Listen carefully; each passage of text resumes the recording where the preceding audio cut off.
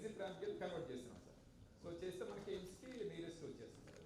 ఎప్పుడు కల్లా అయిపోతుంది అది మనం ర్యాంప్ ఫ్రమ్ గుంటూరు సార్. అది మనం లాస్ట్ టైం నుంచి కూడా ఒక ఎస్ కన్వెన్షన్ ఇష్యూ ఉంది సార్. అది మేము యాక్చువల్ లాస్ట్ ర్యాంప్ మనకి ఆగస్ట్ స్టార్ట్ చేస్తే by October will complete. October మన ఆర్డీఓ గారు హీరింగ్ చేశారు, మళ్ళీ ఆయనకి కన్విన్స్ చేశారు. మేడం కూడా రిక్వెస్ట్, మేడం కూడా కన్విన్స్ చేశారు.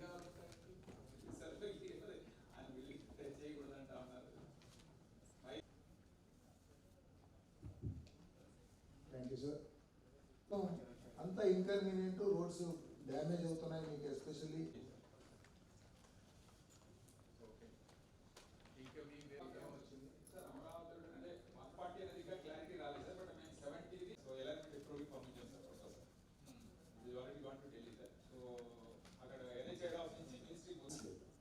మీరు ఇనీషియల్గా ఏదైతే అప్రూవల్ అయిందో దాని ప్రకారం లేదు, ఒకసారి చూడండి. అది 4/6 అనేది పెండింగ్ ఉంది. 4 ఫైనలైజ్ చేసి చెప్పాను కదా మా చాలాసార్లు. మీకు వచ్చింది 70.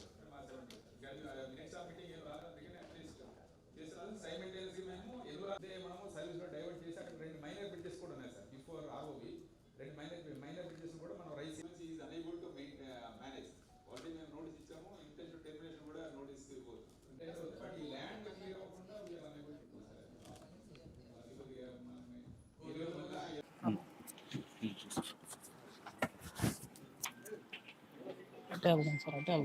ఇలా ఒక 1000 మందితో మీటింగ్ జరుగుతుంది. అందరూ కూడా వచ్చి మీ అన్నింటినీ కూడా ప్రజల్లోకి తీసుకెళ్ళి అభివృద్ధి కార్యక్రమాలు చేయడానికి వీలవుతుందని మీకు మనం చేసుకుంటాం. నమస్తే.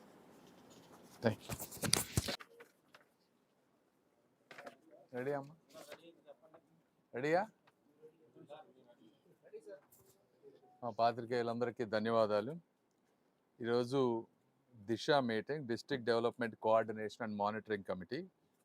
ఎవ్రీ 3 మంత్స్కి పార్లమెంట్ సభ్యులు సెంట్రల్ గవర్నమెంట్ స్కీమ్స్ ఏవైతే ఉన్నాయో అవి ఏ విధంగా ఆ డిస్ట్రిక్ట్లో ఇంప్లిమెంట్ అవుతున్నాయి అనే దాని గురించి కోఆర్డినేషన్ మీటింగ్ రెగ్యులర్గా జరిగేది. అందులో చాలా స్కీమ్స్ ఉన్నాయి, అయితే ఒక 7-8 ప్రయారిటీగా తీసుకున్నాం. ఒకటి, నేషనల్ హైవేస్లో ఇష్యూస్ ఏమేమి ఉన్నాయి.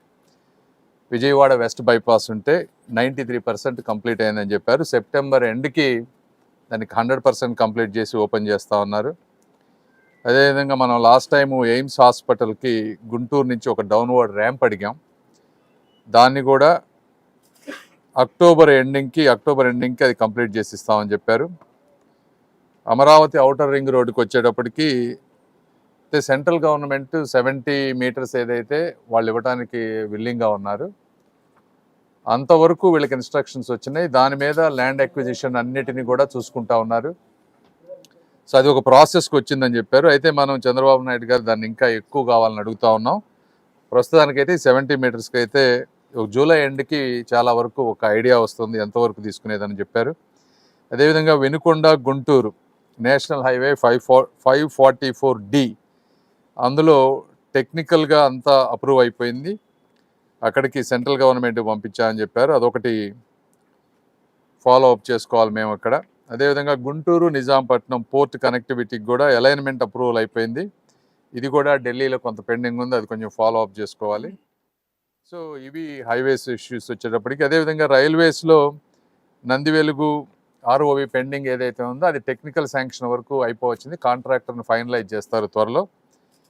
అదేవిధంగా LC number 3 inner ring road, number 6 Perecherla, ఈ 2 కూడా ఒక 1.5 మంత్లో contractor finalisation, technical financial sanction అయిపో వస్తున్నాయి. LC 14 ఇంకా ఇష్యూ, కొన్ని స్మాల్ ఇష్యూస్ ఉన్నాయి. LC 312-2 సంజీవయ్య నగర్, శ్యామలా నగర్ దగ్గరికి వచ్చేటప్పటికి ఎస్టిమేట్స్ ఇంకో 10 డేస్లో అవుతాయి. అదేవిధంగా నెహ్రూ నగరు, సీతా నగరంలో కొన్ని అక్కడ కూడా ఇబ్బందులు ఉన్నాయి. అక్కడ RUB చేయాలా, ROB చేయాలా అనే దాని మీద కొంచెం కన్ఫ్యూజన్ ఉంది.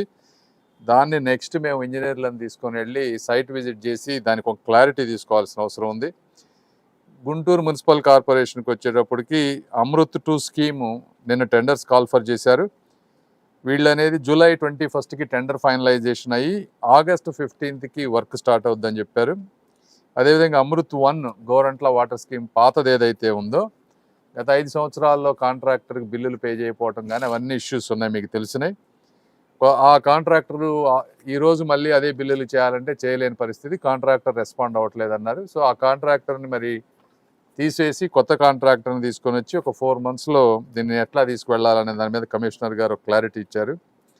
ఇవి కాకుండా జల్ జీవన్ మిషన్ ఒకటి ఉంది.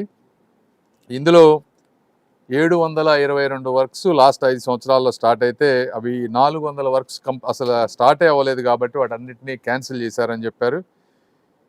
ప్రోగ్రెస్లో ఉన్నాయి 300 వర్క్స్ ఉన్నాయి. ఇందులో కూడా ఒక 6 కోట్ల నుంచి 10 కోట్ల వరకు బిల్లులు కొంత పెండింగ్ ఉన్నాయి. సో ఈ జల్ జీవన్ మిషన్ అనేది నెక్స్ట్ లెవెల్కి తీసుకువెళ్లాల్సిన పరిస్థితి ఉంది.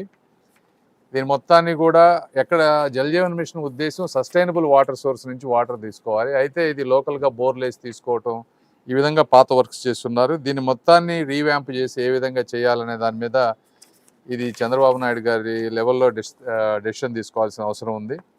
అదేవిధంగా పిఎం సూర్య గారు గుంటూరు పార్లమెంట్కి వచ్చేటప్పటికి దాదాపు 7 నుంచి 8 లక్షల మంది ఎలిజిబుల్ అయ్యే అవకాశం ఉంది.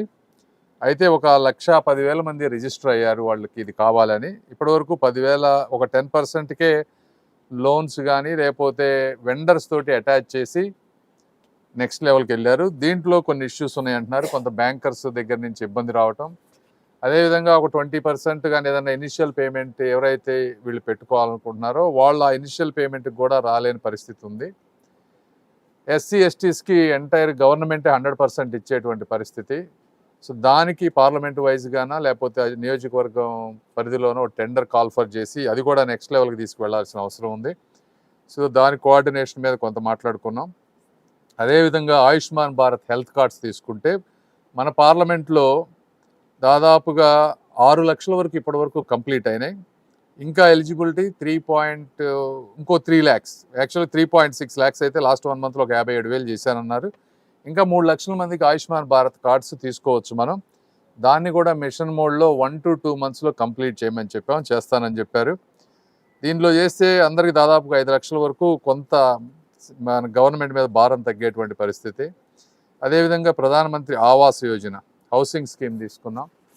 ఈ హౌసింగ్ స్కీమ్లో మీరు లాస్ట్ 5 years చూస్తే వాటిని తీసుకెళ్ళి మనుషులకి దూరంగా అంటే ఎక్కడెక్కడ డిస్టెంట్లో కాలనీస్ కట్టారు. అక్కడ ఇన్ఫ్రాస్ట్రక్చర్ లేదు, ట్రాన్స్పోర్టేషన్ లేదు, అక్కడికి ఎవరు వెళ్ళలేని పరిస్థితి. అందులో స్థలాల్లో ఒక మాఫియా, కట్టే వాటిలో క్వాలిటీ లేదంటున్నారు. అదేవిధంగా ఇన్ఫ్రాస్ట్రక్చర్ ఏదైతే ఆ కరెంట్ లైన్లు, ట్రాన్స్ఫార్మర్లు, రోడ్లు వేసారో అవి కొన్ని దొంగతనాలు జరుగుతున్నాయని చెప్పారు. సో ఇవన్నీ చాలా ఇష్యూస్. ఒక్కొక్కరికి 2-3 ఎలిజిబిలిటీలు, డూప్లికేట్ హౌసెస్, చాలా ప్రాబ్లమ్స్ ఉన్నాయి హౌసింగ్ స్కీమ్లో. ఈ హౌసింగ్ స్కీమ్ని మేమంతా మళ్ళీ ఇండివిజువల్గా ఒకసారి రివ్యూ పెట్టుకొని ఇండివిజువల్ సైట్కి వెళ్ళి అక్కడ ఏమేమి కావాలో అవన్నీ చూసుకొని ఏ విధంగా చేస్తే ఆ హ్యాబిటేషన్లో మనుషులు నిజంగా వెళ్ళి ఉండగలరు. అంటే ఒక ట్రాన్స్పోర్టేషన్, ఒక బస్సు కానీ, బస్సు సౌకర్యం కానీ, కరెంట్ కానీ, లేకపోతే వాటర్ కానీ, రోడ్డు కానీ, ఇవన్నీ చేసే విధంగా ఒక 1 monthలో అన్ని ఈ సైట్స్ని ఒక ఇన్ఫ్రాస్ట్రక్చర్ ప్లాన్ రెడీ చేయమని చెప్పాం. సో అది కూడా చేస్తే కొన్ని డిపార్ట్మెంట్స్ని ఇండివిజువల్గా సూర్య గారు వచ్చేటప్పటికి బ్యాంకర్స్ వీళ్ళందరితోటి మన కరెంట్ వాళ్ళతోటి కలిపి ఒక ఇండివిజువల్ రివ్యూ మీటింగ్స్ పెట్టుకొని నెక్స్ట్ లెవెల్కి తీసుకువెళ్లాల్సినటువంటి పరిస్థితి. ఓవరాల్గా ఇది ఈరోజు జరిగినటువంటి కార్యక్రమం. Thank you.